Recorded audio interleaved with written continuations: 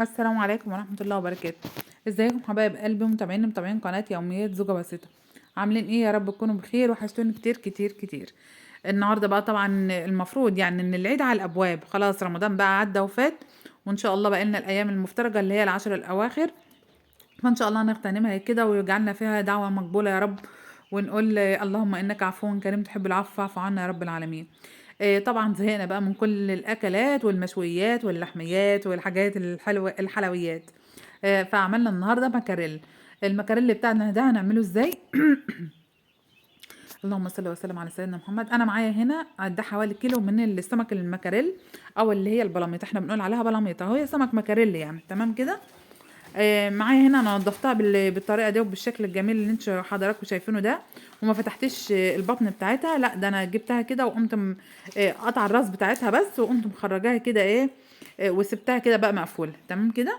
معايا بقى حوالي بصلتين كبار كده لزاز، هنقطعهم بالشكل الحلو الرائع ده، ونغسلهم كويس، مع كمان قرن شطه حامي او قرن فلفل حامي، وهيتضربوا في الكبه ان شاء الله. تمام كده. معاكي بقى بهاراتك بقى، انتوا عارفين بقى اللي السمك بيحب الليمون. انا طبعا غسلت السمك ده كويس قوي قوي قوي، ونضفته بطريقه حلوه، حتى كان عندي فرشه اسنان مش مستعمله طبعا، جديده نظيفه يعني، انا شايلاها الحاجات دي. فبعد ما بفتح السمكه، انا اساسا كنت عاملاها قبل كده في على في بتاع ده فيديو على اليوتيوب. فقمت جايبه السمكه كده بمنضفاها بالفرشه بتاعتها، عشان ان انا ما اجرحهاش بالسكينه او اي حاجه. بعد كده برقدها شويه كده، او بحطها في الميه بتاعتها والخل والليمون وشويه ملح صغيرين، فما شاء الله يعني بتنزل كل الحاجات اللي فيها، وبتبقى جميله جدا. وكمان ساعات اما بكون غاسله الرز يا جماعه، بغسل الرز وبعمل بحطها في تصفيه الرز، بتبقى جميله جدا جدا، ومش بتحتاج منك اي حاجه، كل الزفاره اللي فيها بتروح. بعد كده بقوم شايلاها من ميه الرز وغسلها كويس، وبقوم حطها كده في الخل والليمون والملح. دي طريقتي في غسل السمك. وفي ناس طبعا بتغسلها بالايه، بالدقيق وشويه جنزبيل وكلام من الكلام اللي انتوا عارفينه ده يعني. طبعا كل واحده شطوره لها طريقتها المختلفه في الايه، في غسيل الاسماك والطيور بتاعتها. انا كده ضربت البصلايه بتاعتي في الكبه العسوله بتاعت الحلوه دي، مع الفلفل الاخضر زي ما قلت، ومع كمان قرن شطه حامي.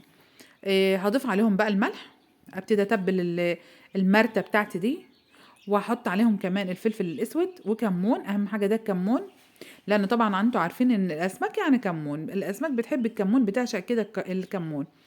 ومعايا كمان شويه انا قلت فلفل اسود وبهارات مشكله لو موجود يعني، لو اتاح. ما كانش خلاص البهارات بتاعتي دي انا بسم الله ما شاء الله مستكفيه. هعمل برضو عليها عصره ليمونه كده على الخفاف كده، على رأي اللي بيقولوها. وبعد كده هعمل فيها ايه، هعصرها او هحشي بيها السمك بتاعي. شايفين الجمال؟ معاكي بقى معلقه توم، نيه كده، ايه التوم اللي هو الني ده. معاكي معلقه توم كده، هتضيفيها بقى في المرتة بتاعتك ده، هتنقلها نقله تانية خالص. وكمان لو معلقه شبت، هتقولي ايه، او كزبره خضراء عادي ما تفرقش يعني. هتقولي ايه ده، هو انت بتلخبطي الدنيا؟ لا والله، طب جربوا كده بس الطريقه بتاعتي دي، مش هتندمي يعني، جربي ومش هتندمي. هبتدي بقى احشي، طبعا انتوا عارفين ان هي مقفوله اهي، طبعا بشوش خالص، عشان ما تتفتحش معاكي، ويبقى ايه، ما ترجعش تاني تستفيدي التتبيله بتاعتها دي. وطبعا انا مقطعاها كده بس ما بوصلش للاخر، عشان اللحم بتاعها نفسه هو اللي يتبل. فهحشي اللحم بتاعها كده، او هحشي الفتحات دي الجميله بتاعتها دي، وهحشيها من جوه. شايفين مقفوله اهي، مقفوله زي العسل. اللهم صل وسلم وزد وبارك على سيدنا محمد.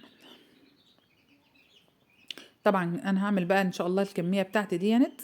بعد كده هجيب معاكي بقى، عندك صينيه كده وعندك شويه خضار، عندك مثلا جزر في التلاجة، عندك بطاطس، عندك بصل عايزه تقطعيه طرنشات، عندك كمان طماطم، حبتين كده من الطماطم او ثلاث وحدات كده من الطماطم، عندك فلفل اخضر.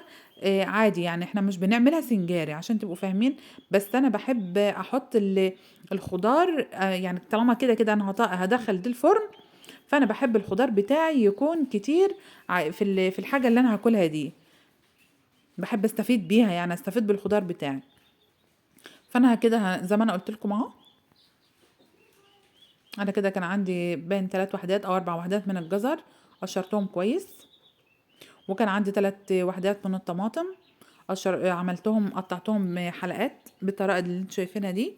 وكمان قرن فلفل او قرن شطه على المتواجد عندك اعمليه. هقطع برضو البطاطس، واما اجي اعملها اقطعها لازم اقطعها حلقات، وتكون الحلقات رقيقه، مش رقيقه لدرجه ان هي يعني بسرعه كده مجرد ما تشم النار ان هي تتكسر منك. لا هي رقيقه وفي نفس الوقت يعني ايه متحمله شويه، مش شبه الشيبس كده.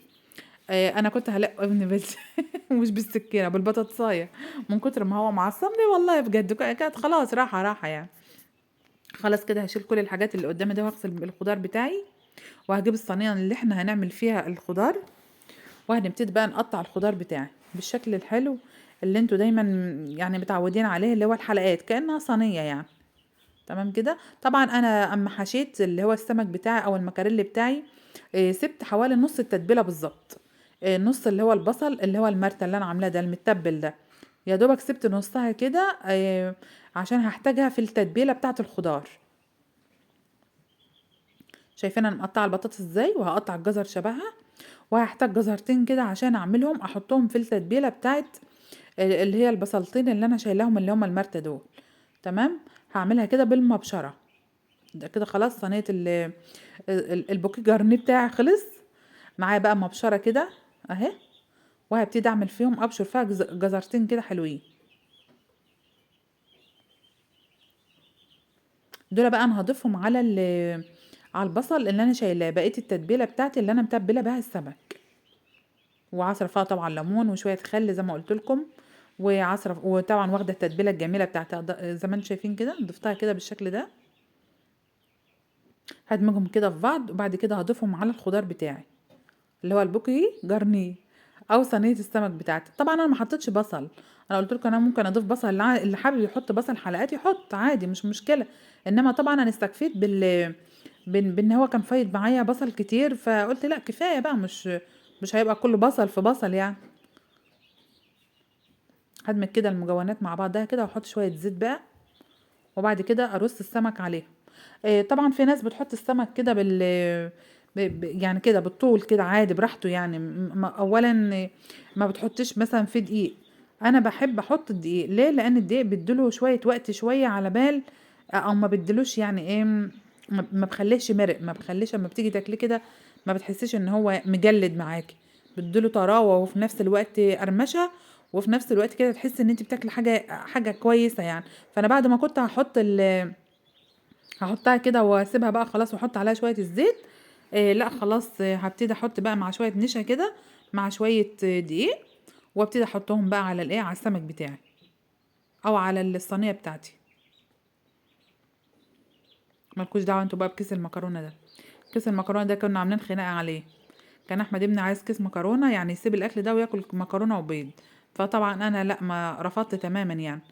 مش استخسار والله، بس انا نفسي ان هو ياكل سمك عشان السمك مفيد للولاد، وفي نفس الوقت مش هنقضيها نشويات يعني. طبعا معاكي شويه زيت كده حلوين محترمين، وبتعمليها بقى بتحط فيها، تحط عليها ورق فويل، وتحطها في الفرن. ما كانش لو عندك غطا تحطها عليها وتولعها من تحت شويه كده لغايه ما تاخد وتدي اللي هو الخضار ده. بعد كده بتولع عليها الشوايه من فوق. تمام كده. طلعت هانت بالشكل الحلو الرائع اللي انتوا شايفينه ده. بصراحه كانت ريحتها جميله جميله جميله، كانت واو تجنن يعني. بجد والله كانت تحفه. ويومها كان قلت لكم احمد ابني كان بيتخانق عشان ان انا ما اعملهالوش لان هو مالوش في الاسماك، بس بصراحه شكرها جدا والله. حتى هو قاعد جنبي اهو، صح يا احمد؟ شكرها جدا، وكانت بصراحه اكل خفيفه. وانا ما كنت يعني عماله اقول لا ده المكاريل تقيل في الصيام وكده، بس لا والله ده جميل جدا وخفيف. وفي نفس الوقت كده هتحس ان انت بتاكل اكله يعني ما فيش فيها زيوت كتير، وفي نفس الوقت ما فيش فيها تسابيك ودمعه وكلام من الكلام اللي انتوا عارفينه ده. فبصراحه كانت الاكله جميله ولذيذه، وجربوها بالخضار بتاعها ده.